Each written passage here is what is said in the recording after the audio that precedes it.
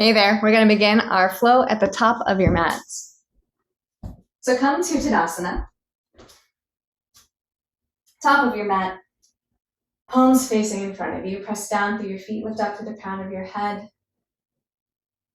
Allow yourself to settle into your breath and fully arrive in your body. Noticing the exhales and attempting evenness between your inhale and your exhale. And then on your next inhalation, bring your arms out toward the ceiling. Take your right fingertips to your left wrist, arc over to the right, bump your hips over to the left. Back up to center, switch out the grip, bump over to the left, hips to the right. Inhale, take it back toward the ceiling, and then on an exhale, hinge at your hips, arms wide of your heart center, lead with your heart.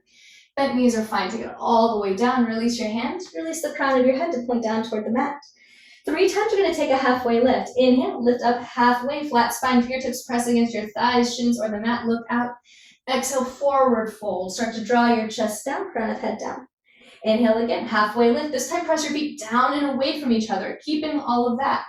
Exhale, forward fold, release. Final time, breath in, halfway lift. Draw your heart forward, low belly in. Exhale to fold. Bend your knees deeply to place your hands to the mat, then step back to the top of a plank pose. We're going to hang out here for just a little bit.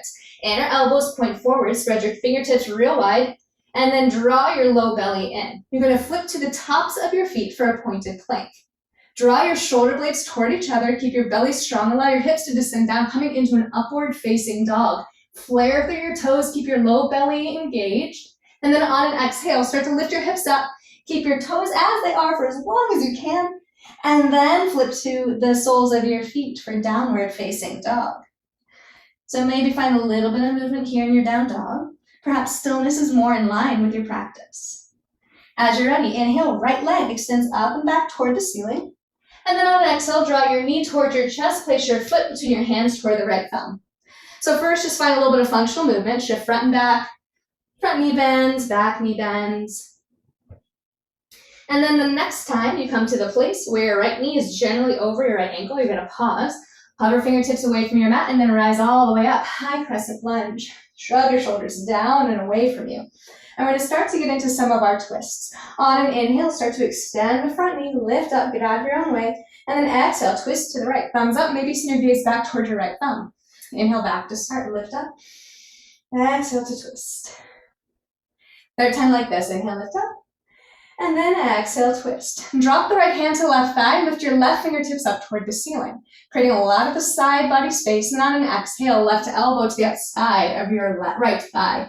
Maybe take your hand, and then you can take your right hand to your right hip or press your palms together in prayer, or even fists toward each other. All right, so staying here for just a few breaths. Right hip draws back, and you're going to draw the crown of your head forward as you start to twist on an exhale. All right, we're going to change it up. Send your gaze down to your right foot. Find a little bit of movement front and back again. And then on an exhale, one step or several, you're going to bring your left big toe to touch your right big toe, revolved chair. Maybe you've come out of the pose, if so, just come right back in. Draw your left knee back so that your hips are in line with each other. Revolved chair. As you're ready, come back to a regular Utkatasana, fierce pose, arms lift, face toward the front of the room. And then exhale, forward fold. Allow your knees to become a little straighter. You could keep part of that bend and then separate your feet out, hips width distance. Ragdoll pose, let it go. Find a little bit of a sway perhaps. And maybe take your arms toward each other, or hands to elbows, elbows to hands. And then release your fingertips back down to the mat. Inhale, lift up halfway. And then exhale, fold again. Bend your knees really deeply so your hands can touch the mat. Lift up your right foot, and then you're going to hook your right knee behind the left, and you're going to drop your bum onto the mat so that your feet are generally between your 2 feet. Your hips are between your 2 feet. If this is uncomfortable, extend the bottom leg. Take your left hand behind you. Inhale, right arm lifts up, create space. And then exhale, you're going to take a twist. Either wrap your arm around your left knee, or take your elbow to the outside. Lift up on the inhale, exhale, and twist, maybe bringing your chin towards your left shoulder. On your next inhale, send your gaze towards the front of the mat. Unravel, take a counter twist, wrap all the way around, coming onto your right hip. Bring your left arm out really far, maybe even drop your head here. Press your way back up. Take your hands behind you, fingertips back. Cross your left ankle over your right. Draw your knees toward each other, and with a little bit of core strength, you're going to drop your toes, rock forward, hands onto the mat.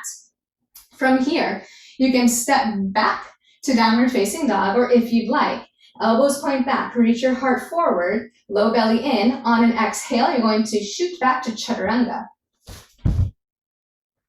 And then if you would like to take upward facing dog on the way, make your way up and back to downward facing dog. Take a deep breath in and a full exhale. On your next inhale, draw your left leg up toward the ceiling, long, straight, strong. And on an exhale, place your foot between the hands toward the left thumb. Again, find a little functional movement. Shift your hips front and back. The front leg becomes straight and the back becomes bent. And then come back to the place where your left knee is generally over your left ankle. As you're ready, rise up. High crescent lunge on this side.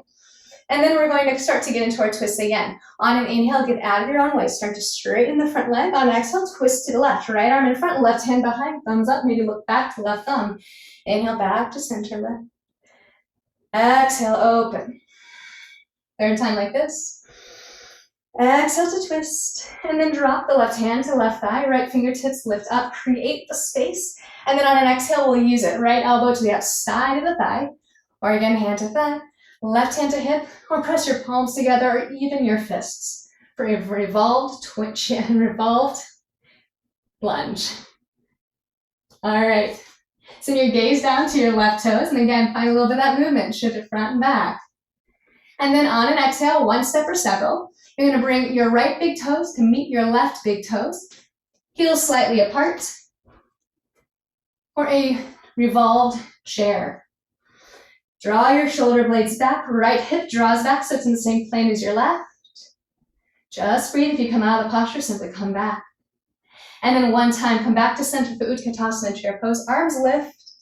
Exhale, fold. Allow your hips to rise up. Separate out your feet about hips width distance. Ragdoll pose as you like. Get soft. And then release your fingers to the mat. Bend your knees as much as you need so you've got some stability here. Lift up your left leg and then hook your knee behind the other. Start to sit your bum down between your ankles onto the mat. Again, if this is uncomfortable, extend the bottom leg. Right fingertips behind you. Lift up your left arm and on an exhale, you're going to twist to the right. You can either wrap your arm around the shin or take the elbow to the outside of the thigh. Inhale, lengthen. Exhale, twist. And then on your next inhale, send your chin back towards the front of your mat. And then take a counter twist over to the other side. Reach your right arm out long. Maybe even drop your head, rocking onto your left hip. Press your way right back up. Lean back with your fingertips behind you. You're going to cross the right ankle over the left. Draw your knees toward each other. This is helpful. Take your feet to the mat. Rock forward. Hands come forward. A little bit of core movement there. And again, if you'd like to shoot back, shoulder blades onto your back, low belly in, elbows point back. And then on an exhale, heart moves forward. Feet move back. Chaturanga. Move through a vinyasa if you would like. And we'll meet up and back in downward facing dog. Take a deep breath in. And a fuller breath out. Once more like that. And then on your next inhale, rise to your toes, come to the top of a plank pose. Again, inner elbows pointing forward. Flip to the tops of your feet. Pointed plank. Belly strong. Reach your heart forward. Allow your hips to descend toward the mat. Flare through your toes. Keep your belly strong. On an exhale, lift your hips up. Keep your feet as they are for as long as you can. And then flip to the soles of your feet. Downward facing dog. 2 more breaths here.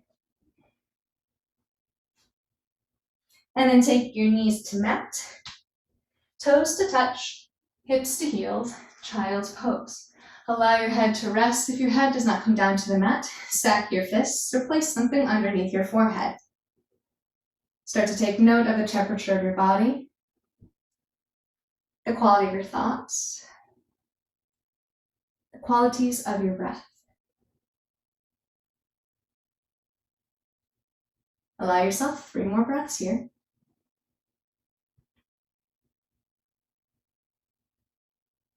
And about now, you might be coming upon that third exhale. Press up to your hands and your knees. Bring your shins parallel toward each other once again, tabletop pose. On an inhale, allow your belly to descend, hips rise up, heart reaches forward. Inhale, you lengthen your chin up for your cow pose. Exhale, knit your hips and your ribs toward each other. Press the mat away, keep your heels pointed up, draw your chin to your chest, cat. Once more, each pose, one time. Inhale to your cow, and exhale to your cat. And then come back down to your neutral spine. Shift forward on your knees, elbows point back, and on an exhale, you're just gonna lower all the way down to the mat. And then simply flip onto your back. Just flop on over to the other side like a pancake. Bend your knees and place your feet into the mat, drawing your heels in a little bit closer to you. Take your arms alongside your body. Press through the back of your head and your hips to lift up your back. Slide your shoulder blades underneath you and then rest back down, feeling a little bit more spaciousness across your collarbones. Cross your right ankle over your left thigh.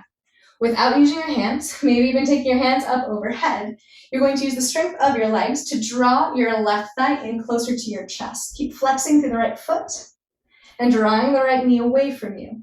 If you feel a little bit of tremoring, a little shaking, this is fine. It just means your body is working. And then release the foot down. Drop both of your legs over to the left, so the left thigh is to the mat and the right foot is to the mat as well. If you would like, take the right heel of your hand and then press the right thigh away from you. Soften in. Another twist, but a different relationship to gravity. Release the hand from the thigh if you took that option. Draw both knees back up toward the ceiling. Uncross, place your right foot back down to the mat and then cross your left ankle over the right thigh. Flex to that foot and again, without using the strength of your arms, draw the right thigh in close toward your chest. Continue to flex to the left foot. Notice how this might be different than the way you might typically approach this posture. Maybe you notice a lot of change, maybe not a lot.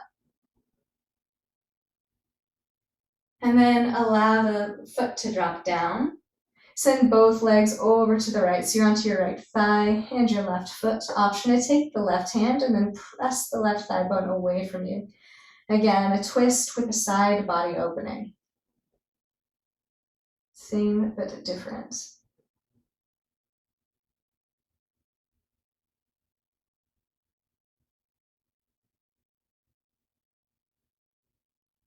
If you have taken that option, release the left hand and then drop both knees back up toward the ceiling. Uncross, place your left foot back down onto the mat. Separate your feet out, mats width distance apart, and then drop both of your knees over toward the right. Then spiral them back up toward the ceiling and then rotate over to the left. Take your knees back up toward the ceiling and start to heel toe your feet toward each other until your soles touch, allowing your knees to come out to the sides. If this does not feel okay right now in your body, then alternately, set your feet about as wide as your mat and let your knees knock in toward each other and rest toward each other. Whichever option you've taken, allow your hips to lift up and then slide your tailbone underneath you, providing just a little bit more support. If comfortable, allow your eyelids to start to close or at least soften your gaze. You might choose to place one hand on heart, one hand on belly. And once again, begin to note any changes in your body's temperature, any changes in your breath patterns, changes to your thought patterns. Is there anywhere that you can soften and let go?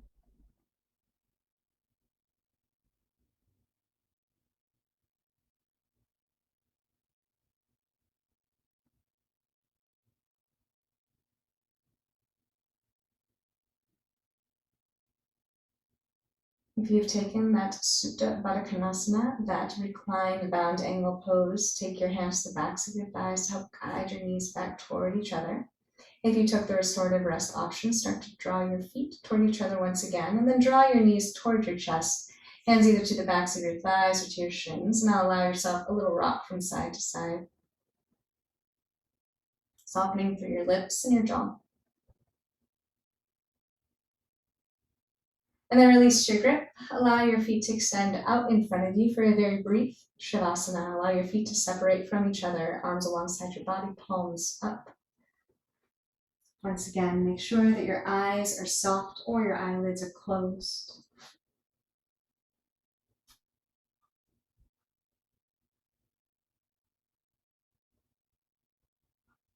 Soften through the muscles in your face. And feel that relaxation start even at the back of your neck. Let it rise up your skull and come down around the top of your forehead, allowing your eyes to feel even heavier, allowing yourself to rest.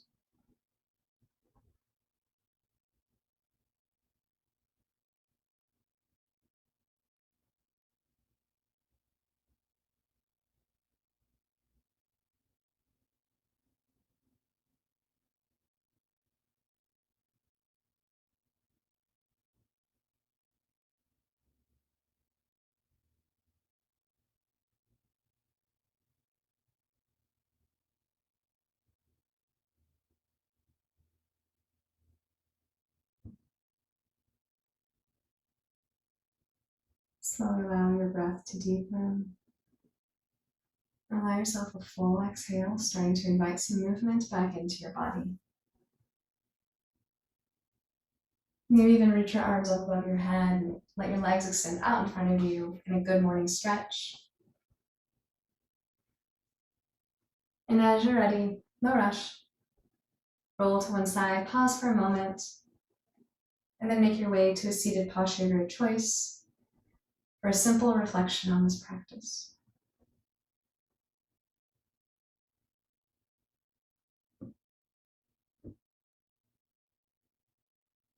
On your next inhale, bring your arms out and up, palms to press above you. And on an exhale, take your thumbs to the space between your eyebrows for clarity of thought, to your lips for clarity of speech, and then to your heart for clarity of action. Bow your head to your heart, symbol of honor, of humility, and of gratitude.